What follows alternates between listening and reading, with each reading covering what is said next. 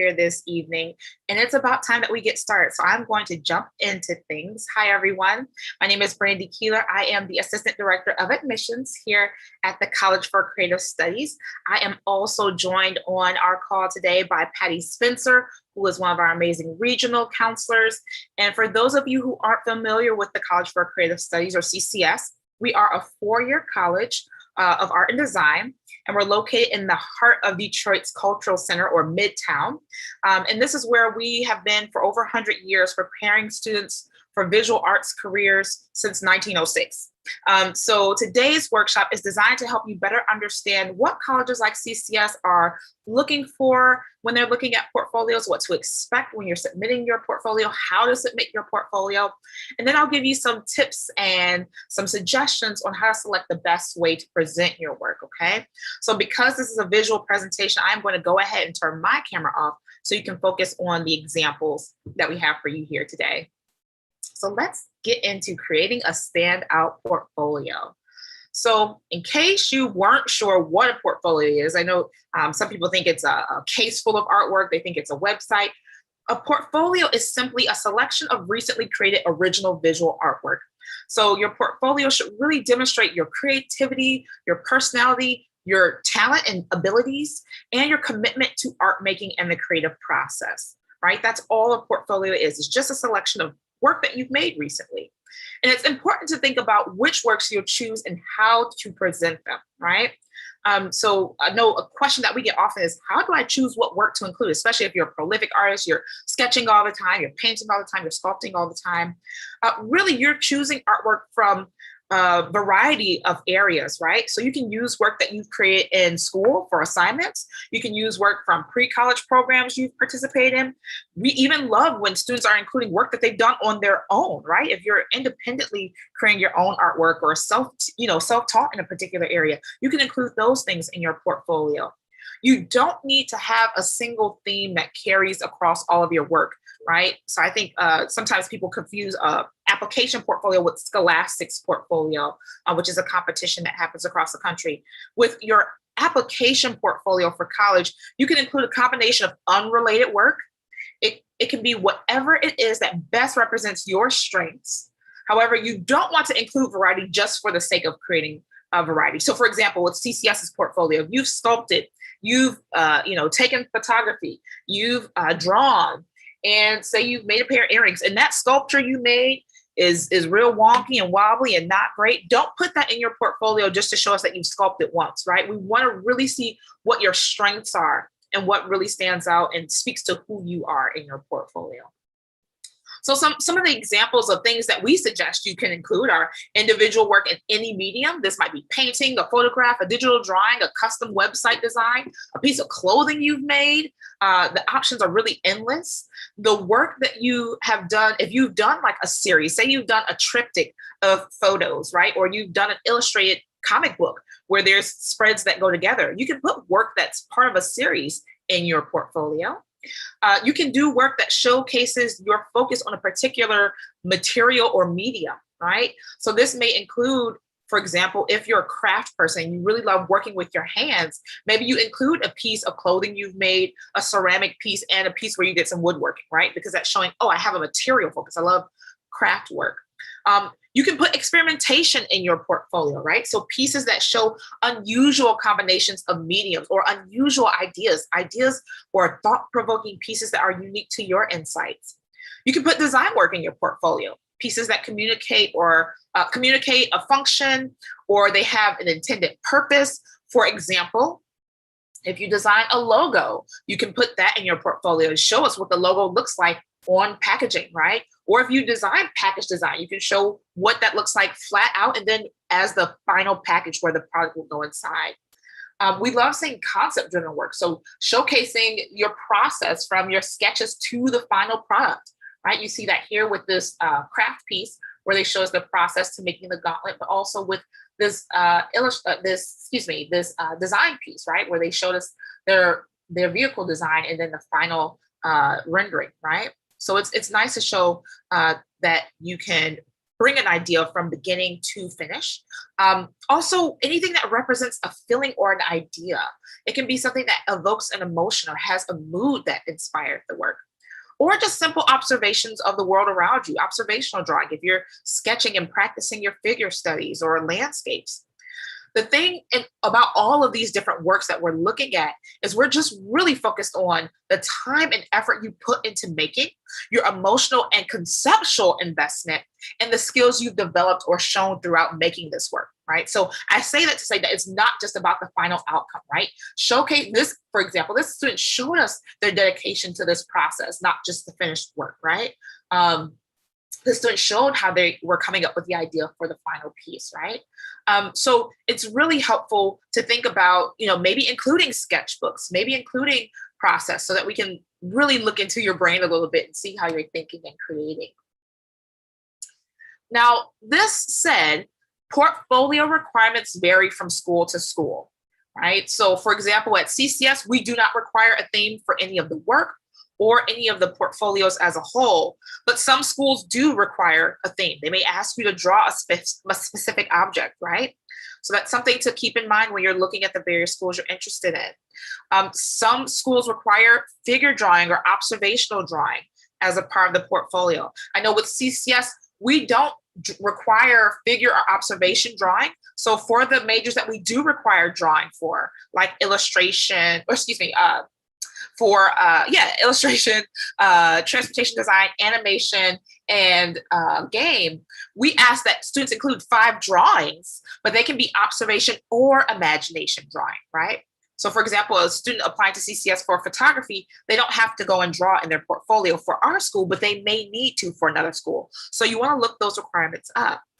Some schools have major specific requirements. So generally for CCS, like 90% of our majors, your portfolio does not have to reflect the major you're interested in, right? So if you're interested in photography, but you've only drawn, you could put drawings in your portfolio. If you're interested in jewelry making, but you've never made a piece of jewelry in your life, that's okay. Our job is to teach you. So you can put whatever medium you've worked in. Maybe you have done photography. You can put that in your portfolio. The only specific major that requires major specific requirements for our school is our concept design program, because that is our only competitive major. And so the work in the portfolio for concept design needs to reflect the concept design work set, those skill sets, right? So again, these are things you learn as you're looking the various portfolio requirements up for the schools you're applying to. And then some schools require an artist statement or an essay. At CCS, we do not require either of those. However, when students are uploading their work to SlideRoom, they are able to add descriptions for each of their pieces. And this is where they can explain their concepts for their work, which further gives us insight about their creative thinking, right? So that's something to keep in mind, right? Do you need to build in time to write an artist statement or an essay like you would for some schools? So that's something to consider. Lastly, there are a variety of ways that you can actually submit your portfolio to different schools. I know, for example, for CCS, we have it so that students can upload their work to our own SlideRoom portal at ccs.slideroom.com. Students can submit their portfolio via a counseling appointment, so they can actually meet with us virtually for now through Zoom, showcase their work, and that can count towards their portfolio. We have informal portfolio reviews where students can send their work via text or email or even Instagram and get feedback on their work. And if we find their work is admissible, they can be admitted through that process. And many colleges, art and design colleges across the country, participate in events called portfolio days. And oftentimes when you go to portfolio days and share your work with the college reps, we give you feedback, tell you how you can improve your work. But if your work is admissible, you can use that many times, use that portfolio right on the spot to complete your portfolio requirements for the school.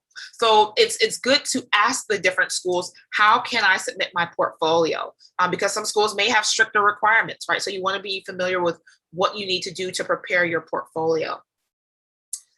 All right. So let's talk about sharing your work digitally. So if you are emailing your work, maybe you have your own portfolio website or you're uploading to SlideRoom, you want to keep in mind that most colleges nowadays are requiring a portfolio that uses a digital submission platform, right? So for example, like I mentioned earlier, on CCS's application, you would upload your work to ccs.sideroom.com, right? So you're not mailing us any artwork, right? You don't have to bring physical pieces to campus. And it's not actually, you're not even adding your portfolio to your application. You're filling out your application and hitting submit on the form before you even submit your portfolio. Right?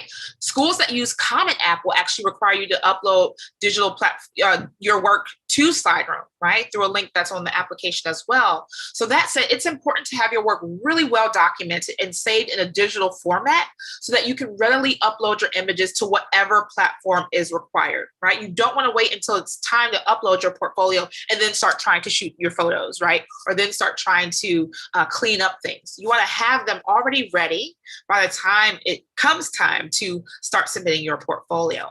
So since you will need to document all your work by photographing it or saving it somewhere where it's easy to access your digital files, these are a few things I want you to keep in mind, right? First is file types. The most common file types that schools are going to ask you to use are JPEGs, PDFs, or movie files, .mov. That's for anyone doing video or animation. It's very rare that a school is going to accept like a Photoshop file, for example. So even if you're doing work in Photoshop or you're doing work in After Effects or in Toon Boom, whatever you're using, you want to make sure you're exporting that work into one of these 3 file formats. It'll make it much easier when it comes time to submit.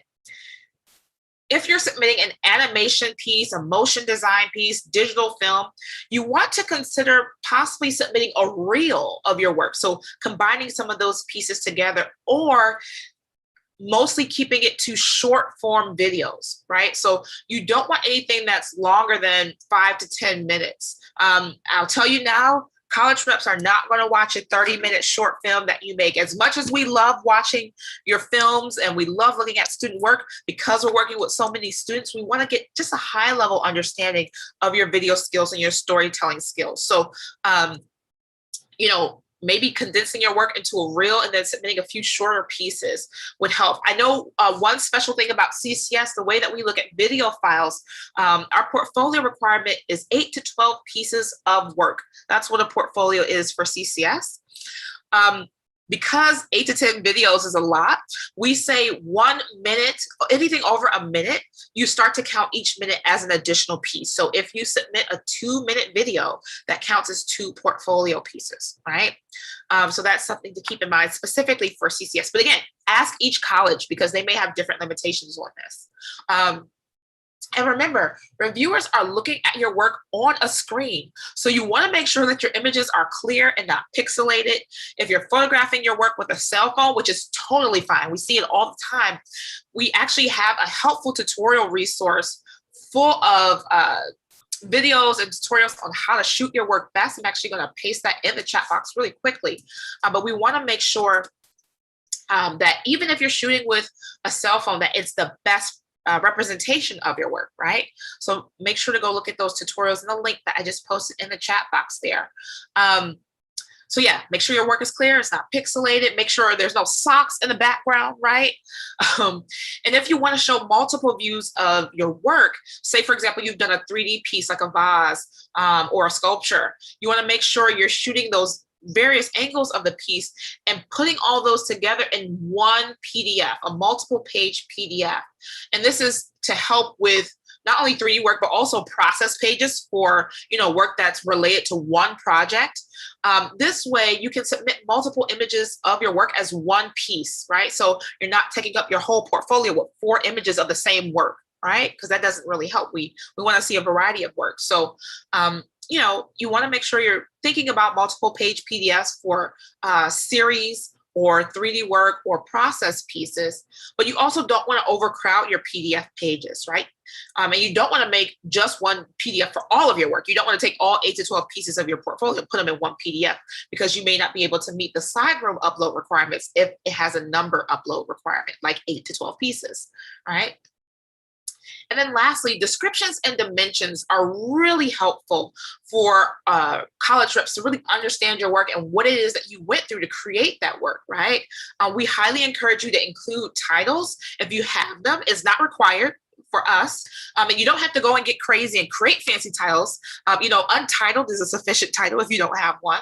But it does help to have something written out before you're applying and uploading your portfolio if you do have descriptions, right? You don't want to wait until it's time to upload to SignRoom and then start to try and type out those descriptions. You want to have them all together in a Word doc or wherever you keep your notes, and then upload those with the descriptions when it's time.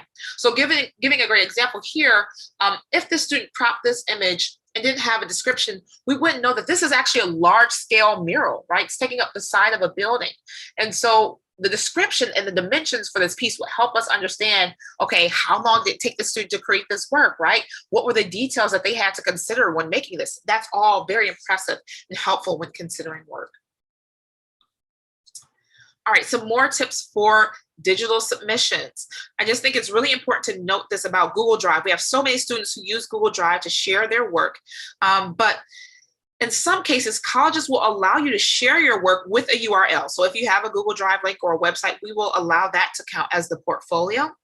And this can make things easy for you because you have your work already uploaded in one place and you can just send that link to your different colleges. But you do need to make sure that you use the share setting where anyone with the link can access the work in that folder, because a review may be conducted by various people at the college, not just the one person who you are sending that link to.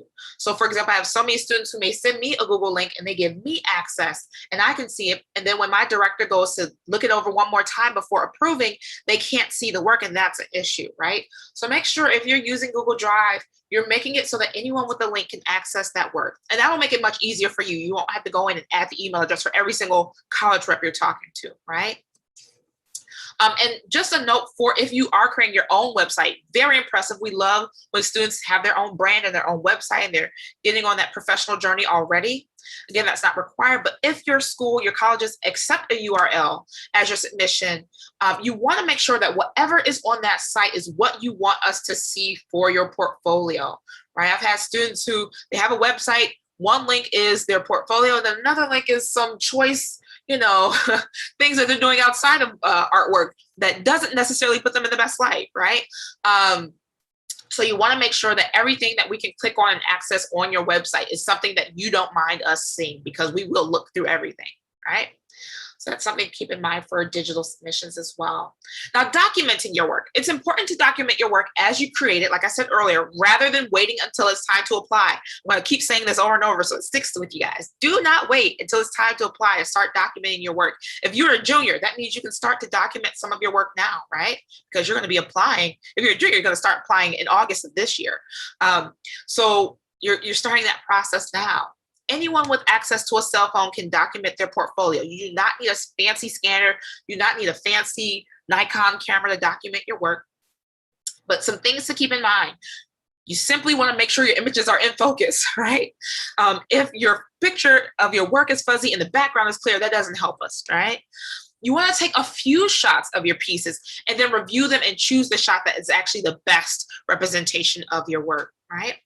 This is a really cool hack. Not a lot of people know this, but if you don't have access to a tripod, you want your images to be pretty focused and still, hold your breath while you're shooting your image. It actually helps you to keep your hands steadier. That's a pro photography tip. Hold your breath while you're clicking that shutter if you don't have a tripod, and that will help with your focus and steadiness.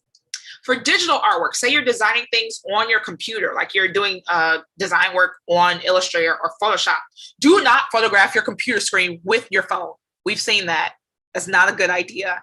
Either you export the work from the program you're working in, or you can send screenshots, but make sure you crop it to just the image. I can't tell you how many people have screenshot work on their phone. I can see that their phone is about to die. I can see that they don't have any cell phone data. Like, we don't want to see that, right? We just want to see the work. So make sure to crop your work to crop your images to just the work, right? No desktop backgrounds or toolbars or anything like that. For 2D images, you want to make sure you're shooting on a flat surface, even if that means putting your work on the floor and standing over it, right? And finding some nice lighting so your shadow isn't in there. And then make sure you're cropping out your feet, right? And anything else that's on the floor. We don't want to see the shag rug under your work. We don't want to see your cat's tail in the corner of your piece. but make sure if you're shooting 2D work, you're putting it on a flat surface to shoot it. All right. And obviously, lighting matters, right? So you want to avoid harsh direct light. Like, don't take your cell phone, if you have a different cell phone, and turn the flashlight on from your cell phone and beam that at the piece, right? Try some natural light. Maybe go outside and shoot on the sidewalk. That's a really great way. And then again, cropping in. So some examples of what I was just saying, don't do. These are not good examples. This is a person who put all their PDF stuff on one page. So this is how it shows up on the screen. We can't look at that, right? Even when we zoom in, we can't zoom all the way in. So what the student should have done instead was just put these pieces on a multiple page PDF where we can click through a few pages of their work. This student, I could see the bedroom, I could see the whole laptop, the toolbar, I could see the file name, I could see they had Excel. I don't want to see any of that, right? We just want to see the work, right? Cropping into the work. This student, one, they drew on lined paper. Don't do that. That's no good, right? Because that's distracting from the image that they're drawing. But on top of that, the image is poorly lit, right? So it's kind of hard to make out some of the details here. And it's not flat on the surface. They're standing at an angle. So the piece is not flat, it's at an angle. And we can see their background desk, right? So we don't want you all to do this, right?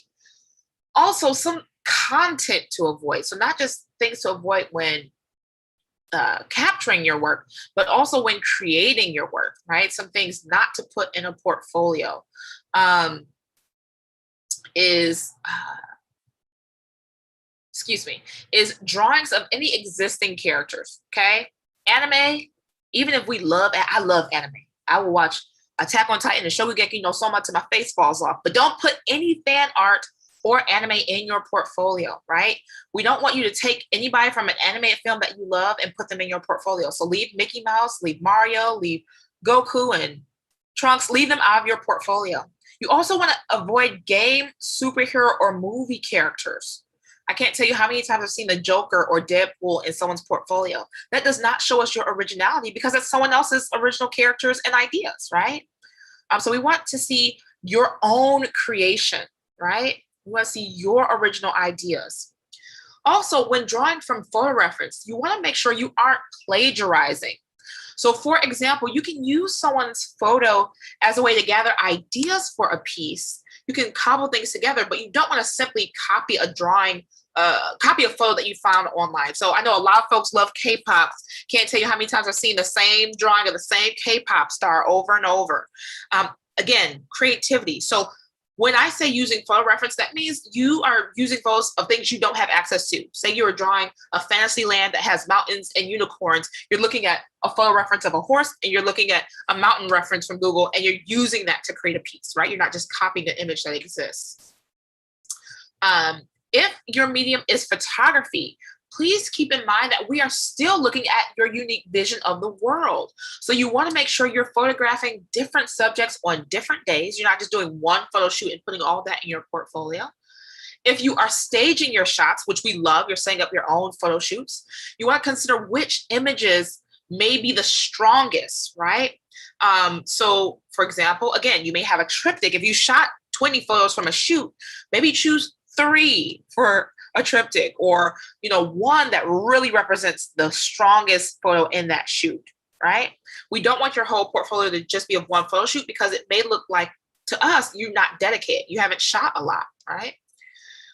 And then CCS advises that you do not submit weaker pieces. I'm re-emphasizing this. I made this point earlier, but don't submit weaker pieces simply to show us that you've tried different mediums or approaches to art making. Some schools do want to see this, so you definitely want to read the portfolio requirements. Some schools may want you to have 5 different mediums, but for us, we would rather see your strengths. So if your strongest work is all in one medium, say you are great at ceramics, your portfolio should be all ceramics, right? But if you have strengths in a variety of mediums, then please show us the variety of mediums that you feel you are best at. So again, researching the requirements of the different colleges you're interested in. So here are some examples of things we do love.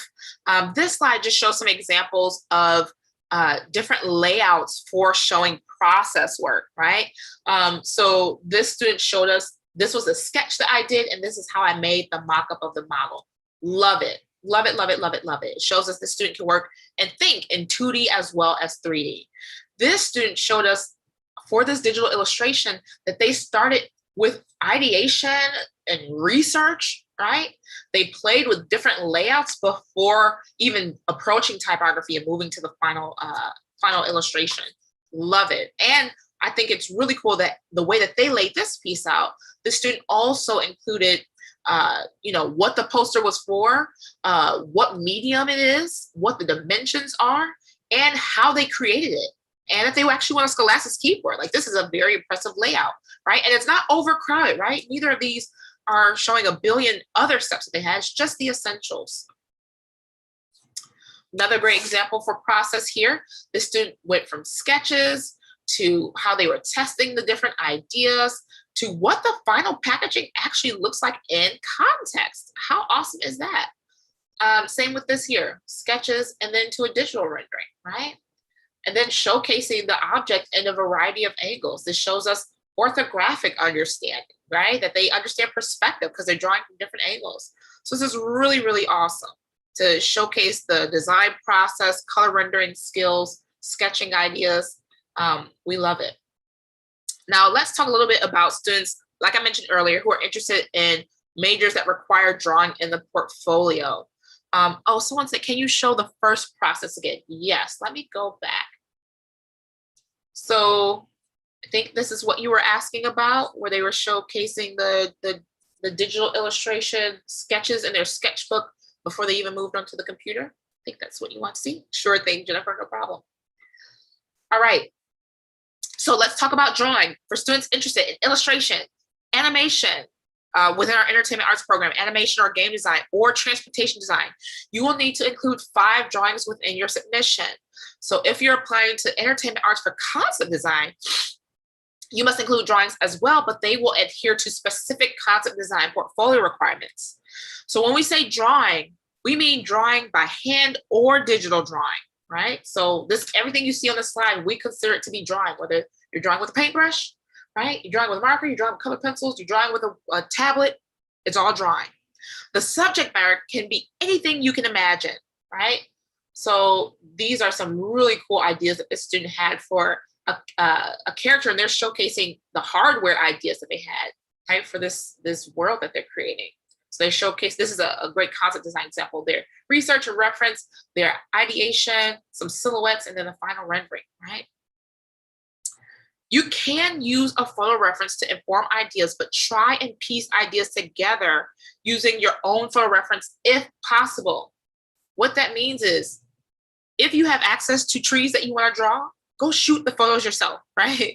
If you have access to a house that you want to draw or a building and a skyline, go shoot that and use that.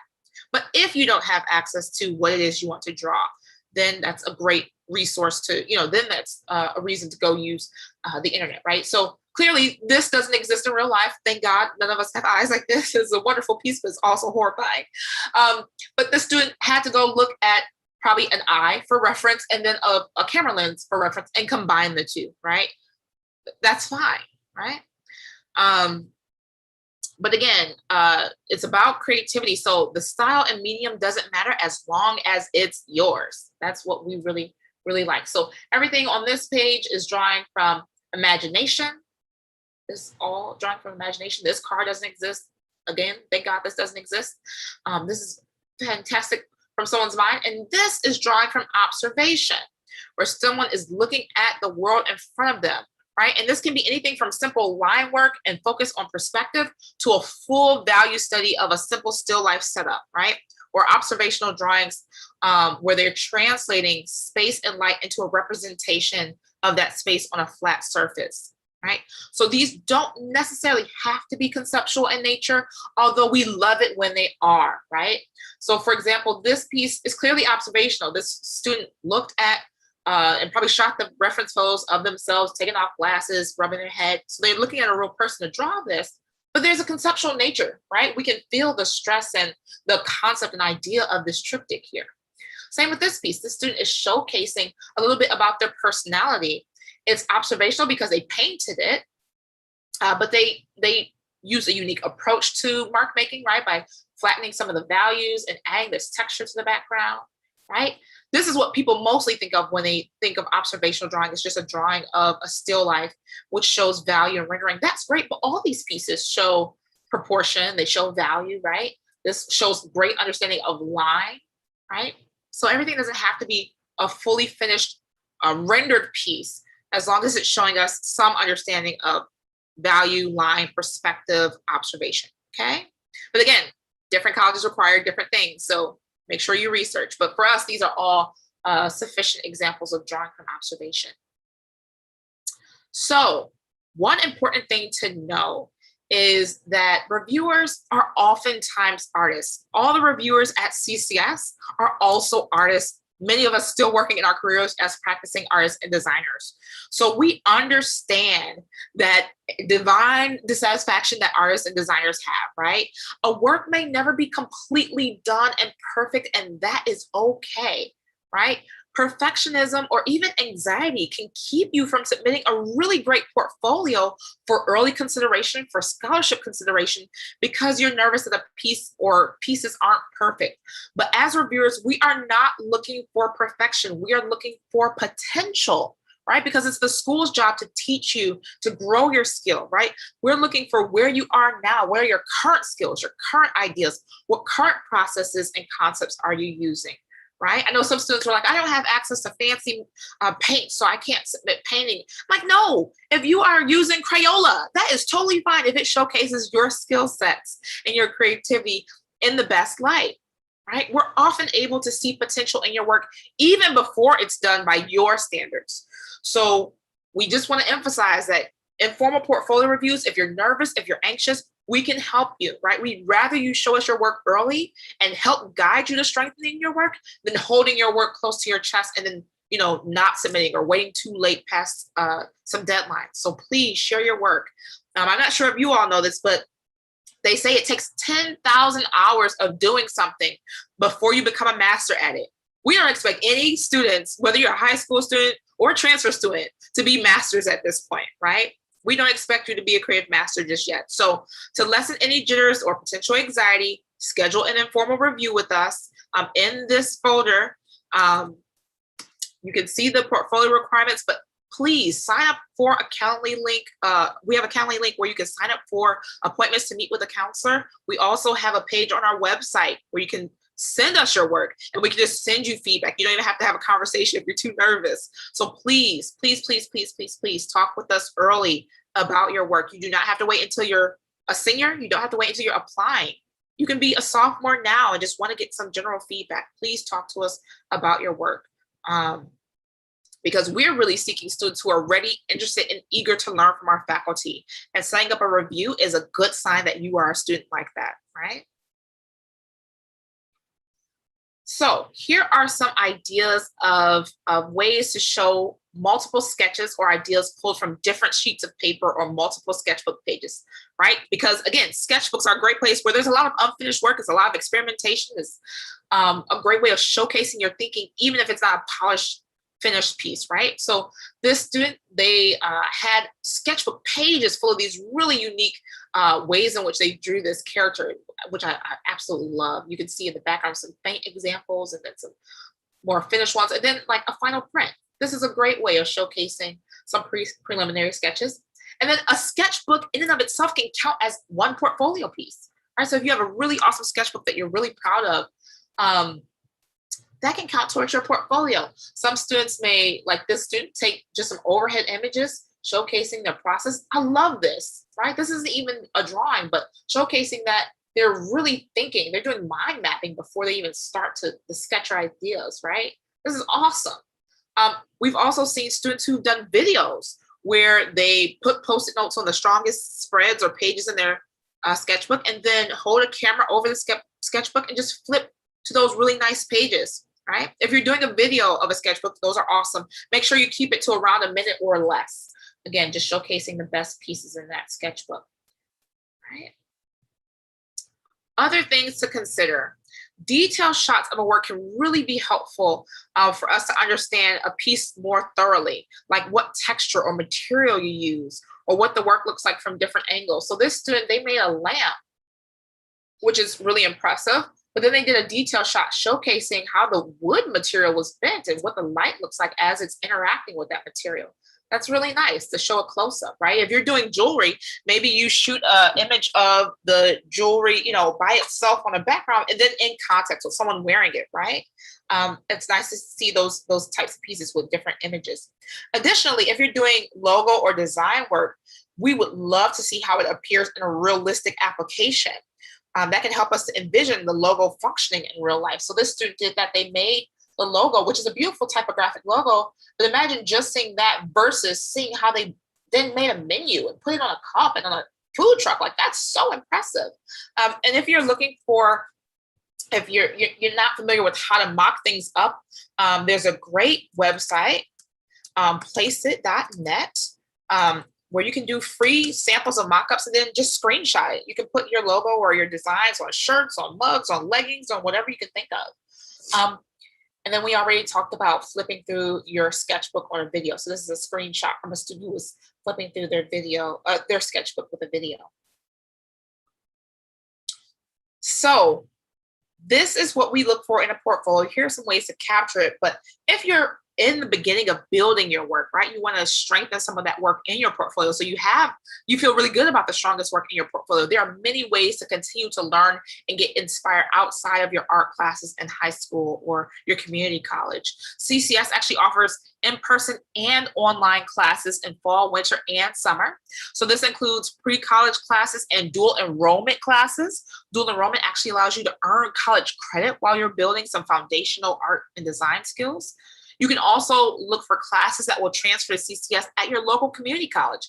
Oftentimes they have Foundation Drawing 1 or Drawing 2 or a 2D design class. And we can guide you on which courses to take near you in a community college, if that is of interest to you, to help you to start to build those skills early. And that's good for students who aren't local, who want dual enrollment credit. You can do that at a community college near you. But also be sure to check out our competitions for our high school freshmen, sophomores, and juniors. We actually give away pre-college summer program scholarships. And this is a great way to make artwork over the summer, to make new friends, to grow skill sets in a specific area. Say you want to grow a skill set for concept design because you don't have that currently. You can come and study concept design with CCS and build that work for your portfolio to help your portfolio stand apart, right? So these are some ways to stay creative, because again, a portfolio is something you're working on throughout time. It doesn't just start, the summer before you apply. It doesn't start senior year. It start your whole life that you've been creating work. And so you only get better with your portfolio as you continue to make artwork, continue to get creatively inspired. Okay. So lastly, I want to share with you all a simple timeline for the CCS application process for your reference. So like I mentioned, from freshman through senior year, you are actually working on your portfolio, right? It'll help you plan for 4 years if you know to start before you're a senior. And if you're a senior, don't worry. It's still time. There's still time to apply. If you're applying now, we can still work with you and help you. But for example, your GPA is a cumulative GPA for the college requirements. That means we're looking at typically your freshman through junior year grades. We're not even looking at senior year grades, right? So you want to be thinking about that all throughout your time in school, right? Because that's going to help you when it comes time to apply to schools. So freshman through junior year, you're focusing on your grades and your art-based activities. You're taking as many art classes as you can. You're talking to college counselors about attending pre-college programs or about attending art college, what you need to do to prepare. You're considering dual enrollment. You're attending college open houses, typically closer to sophomore and junior year, to get a feel for what program specific, specific programs you're interested in. You're starting to get a feel for what major you may be interested in, because that may dictate what you need to start to do in your portfolio. You're starting to get portfolio feedback, right? Mostly juniors and seniors, for growing your work. And then you're entering art competitions like Scholastics or I know National Honor Art Society or Ohio Governor or IHSAE or Art Connected. Depending on where you live, there are different competitions, but you want to start to enter those, right? To start to practice getting your work out there and getting feedback on your work. And then in senior year, you're going to continue to make art, right? But oftentimes when you're starting senior year, you should have already shown someone your portfolio by that point, right? You're starting to do more in-depth research for your portfolio requirements, because by senior year, you have an idea of what schools you're interested in because you've attended some college fairs, and you have an idea of what majors you may be interested in because you've been doing your research. And so by this point, you're starting to do deeper research into the specific portfolio requirements. You're creating your application timeline for the different schools because different schools have different deadlines. I know our early action deadline is December 1st. Some other schools have an early action deadline of just November 1st, right? So you need to be ready earlier for those schools, right? Then you're going to collect details on the application requirement holistically beyond the portfolio, right? So like someone asked in the chat, our GPA requirement at CCS is a 2.5, or we have conditional acceptance for high school students for a 2.0 through 2.5. For college students, it's a 2.0 GPA for transfer students. But for different schools, it may be different, right? So you want to research those general requirements. For example, CCS is test blind. We don't look at SAT or ACT at all. Other colleges need that score, right? So you're starting to get a list of what all you need. And then you're making sure that you have it all laid out on a calendar, nice and easy for yourself. You're starting to get your descriptions of your artwork together, right? You're starting to document and polish the documentation of your best artwork, right? Filing your FAFSA if you're a senior, because you want to make sure you're getting as much financial aid as possible. For example, when you apply to CCS, you're automatically considered for scholarship and for admission at the same time, right? So you're not doing something separate to be considered for our scholarships. When you submit your application, we're deciding whether or not you're admitted and how much scholarship you're going to be granted. And 98% of our students receive scholarship. So filling out your FAFSA helps with need-based aid in addition to your merit-based scholarship. And then you're asking 1,050,000,050 questions. When you're on calls like this, when you're meeting with counselors, when you're going to open houses, you should be prepared with a list of questions. This is your opportunity to drill these schools and get all the information you need so that you can make your best college decision, the best fit for you by decision day, which is May 1st for seniors, right? So this is the timeline. There's a lot to consider, but we are here to help you, right? So if you have questions, I'm going to end the presentation here and open the floor for questions. But please, before I do that, reach out and get your questions answered with us. Talk to us early. We'd love to meet with you and have a one-on-one Zoom call. I'm going to paste our CCS email address into the chat box here, but email us so that we can connect with your admissions counselor and get you started on your journey to pursuing your creative career, okay? So yes, I'm going to open it now. If you all have any questions, please put those in the chat box or feel free to unmute yourself, turn on your camera. We'd love to talk with you and answer your questions. Any questions? I know I talked fast. I had a lot of information. Hopefully everyone got all that information. So great question. Someone asked, when does the application window for the class of 2022 open? So our applications generally open in August. So last year opened August 1st. And then the early action deadline is December 1st. So typically for rising seniors, they're looking between August and December to complete their application process for fall of 2022. So this year, August through December 2021 is when they're preparing for fall of 2022. Brandy, do you want to address any students that maybe aren't able to take a lot of art classes in high school because the structures are? Yeah, so if you don't have art in your high school, that's where I would recommend looking into some of the different resources that I spoke about earlier as far as pre-college, dual enrollment, community college. We also have within that folder that I shared earlier, and I can post that again, some drawing tutorials. We have our own assignments that we can guide you with to help you start to build that portfolio. But really, you just want to find access to somebody, whether it's online, in person, that can start to have a conversation with you about your work and what skills will be helpful to build, right? But if you don't have art in your high school, that is completely fine. We have so many students that we have admitted who are self-taught artists, right?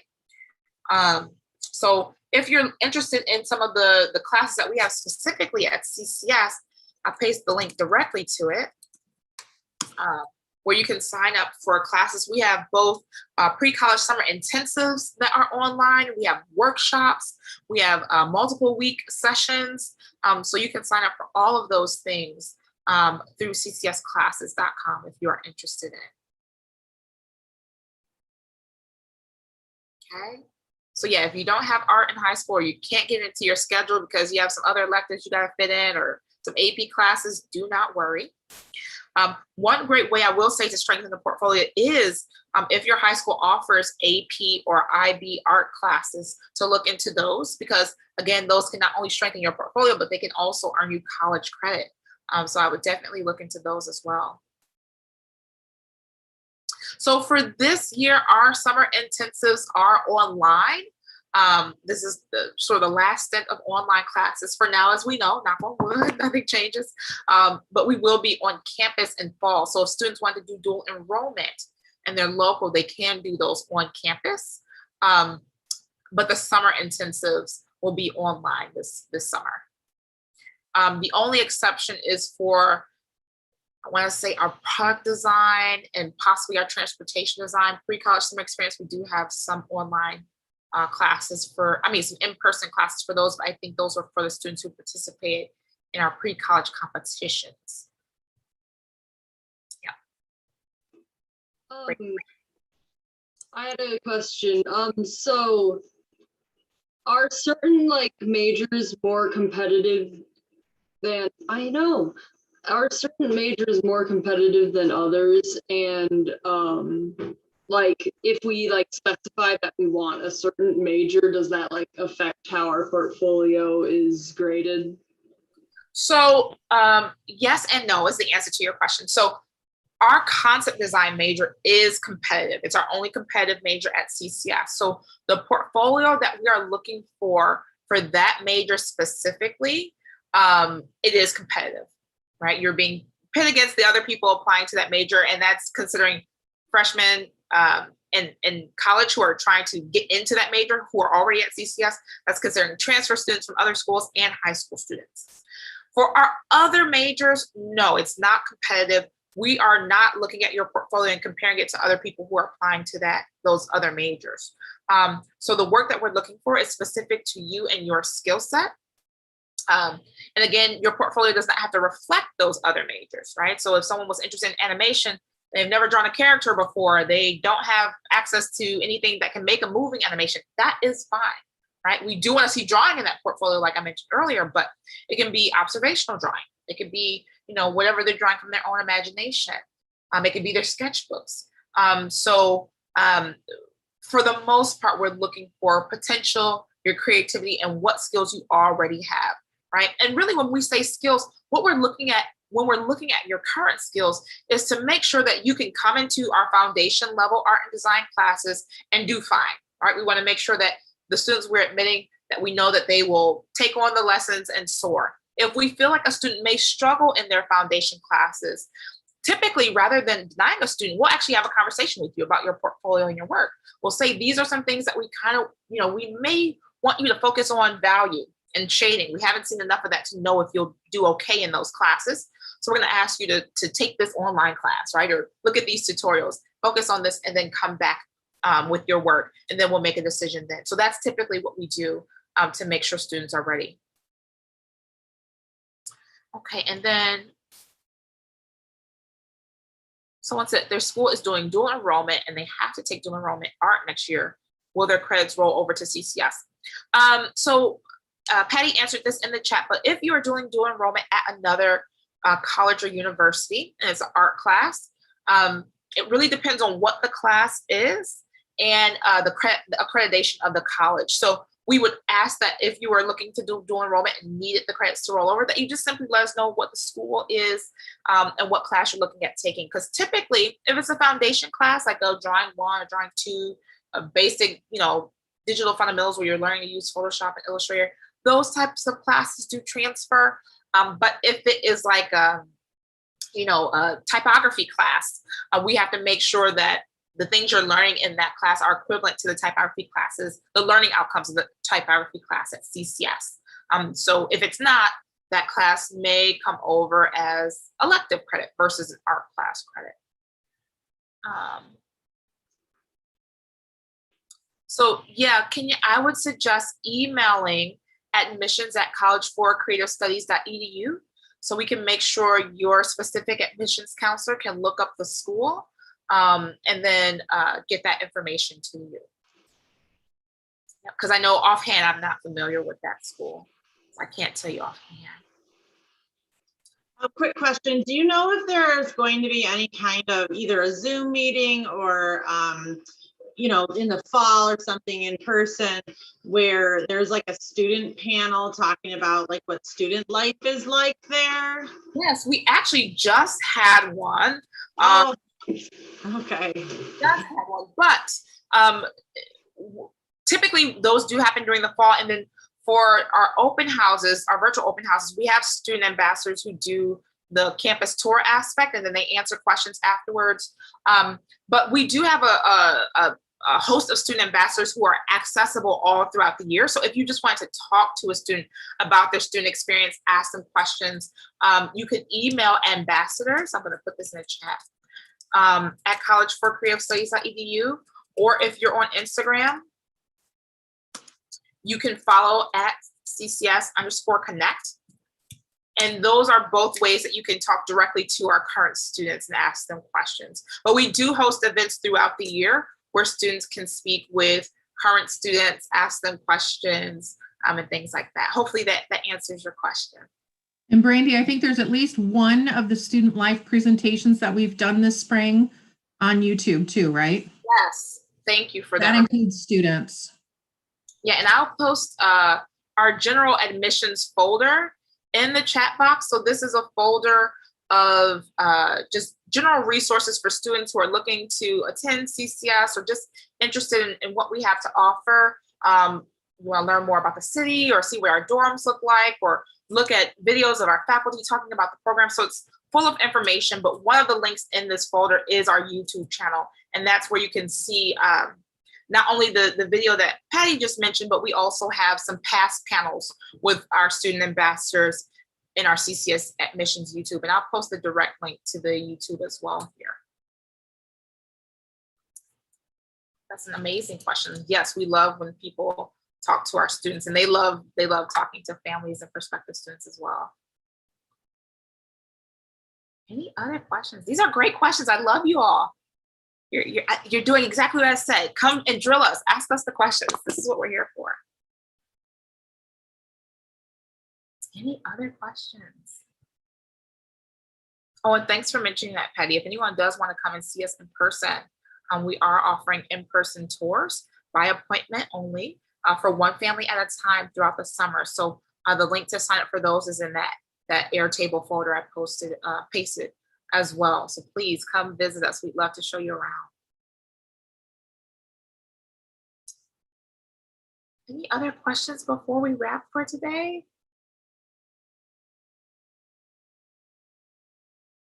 Okay, well, it has been absolutely amazing talking with you all. Hopefully these portfolio insights are helpful for you as you're growing your work. None of you is born to be average. Each of you has a unique, amazing creative gift inside of you. And we're excited that you're considering pursuing that and letting it flourish. So we are here to support you in any way we can. Please connect with us, and we hope to see you at our next event. Oh, you're so sweet. Thank you all. All right, we will see you next time. Have a good night, everyone.